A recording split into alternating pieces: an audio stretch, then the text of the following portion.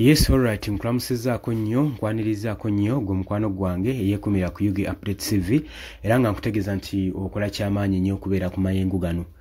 Webukeeredde General Muhoozi Kainerugaba Chief of Defence Force mutabani wa Mwami Yoweri Kaguta Museveni ayiseeyo ku kibanja kye ekya Twitter era n'apostinga bino wammanga ng'agenda mu maaso n'okuba ng'alabula embase y'eggwanga erya Germany mu Uganda era alangiridde ng'ayita mu kibiina kye ekya PLU ng'ayita mu Secretary General Kabanda balangiridde ng'ennaku z'omwezi 5 bagenda kutegekawo okwekalakaasa ku Germany's Embassy wano mu kibuga Kampala.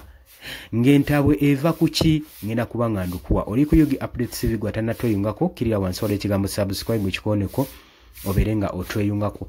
Abali emitala w'amayanja mbanirizaako nnyo, abali e Qatar, Oman, Dubai, Saudi Arabia, abali mu Jordan, abali mu Canada, abali mu US, UK n'abali mu Asia mwenna mbatumiddeko nnyo, nammwe abali mu South Africa saako ne ku muliraano Kenya sibeerabidde mukola kyamaanyi nnyo kubanga mubeezaawo amayengo gano. Olwaleero lunaku lwa Sunday era gwe tusuubira nti nno kantusuubire nti egganda lya weekend buli muntu linaamutambulira bulungi nnyo.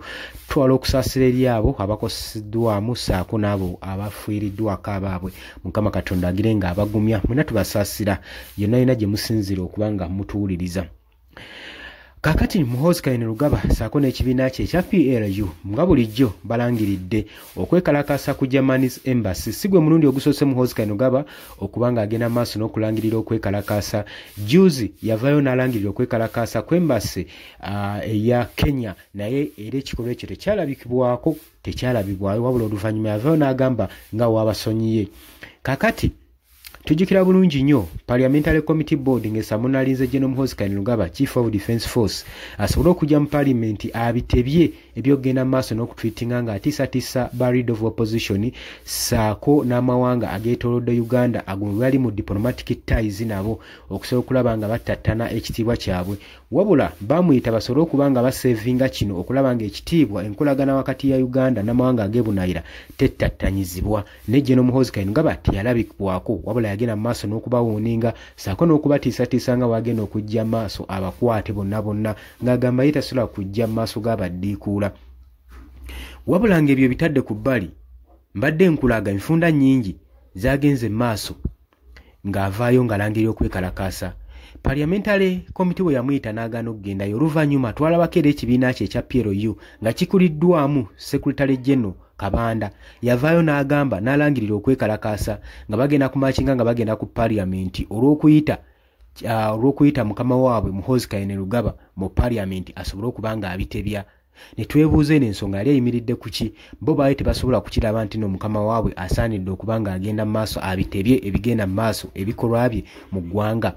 Wabula bano baakulaga nti no bo bagenda kwekalakaasa nti mukama waabwe tasobola kuba ng'ayisibwa kugenda mu maaso g'akakiiko kuwozesebwa. Era ne twebuuza nga bannayuganda nti mu Uganda mulimu abali above the law nga y'amateeka tegamukwatako. Newankubadde byonna byaliwo ne Parliament era teyavaayo kuddamu kusamulinga Muhoozi Kainerugaba era tetumanyi gye byakkira.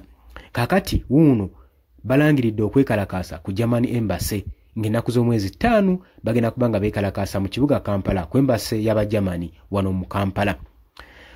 Entabwe eva ku ki? Entabwe eva kubanga ambassador w'e Germany mwami ono amanyikiddwa nga Mafias yalabiddwako mu kitebe kya National Unity Platform ng'agenda maaso n'okuwaayamu n'abakulembeze. Kino kyanyiriza ddala Muhoozi Kainerugaba era n'agenda maaso n'okutwitinga ng'agenda maaso n'okubalabula ng'abagamba nti n'agenda backspelling abagobe mu ggwanga lyabwe kubanga alina authority esobola okugoba ambassador alina gw'atayagala mu ggwanga Uganda. Kaakati ebyo byaggwaawo twalabako badiplomatic bano okuva ku Embassy ya Germany nga bagenda mu kibuga ggulu basinkane Salim Musale boogere ku nsonga zino era bazoogerako naye mu kuzoogerako bayaga nti tewali ssuubi olw'ensonga nti nno Salim Musale yagenda maaso n'okugamba nti nno ye talina kyasobola kukolera Muhoozi okuggyako kitaawe Mwami Yoweri Kaguta Museveni naye ne babalabula nti nno kino kigenda kuttattana diplomatic relations wakati w'eggwanga wakati wa European Union saako n'eggwanga erya Uganda. Ate jjukira nti no Uganda ebadde efuna funds nnyingi nnyo okuva mu mawanga gano ag'ebweru.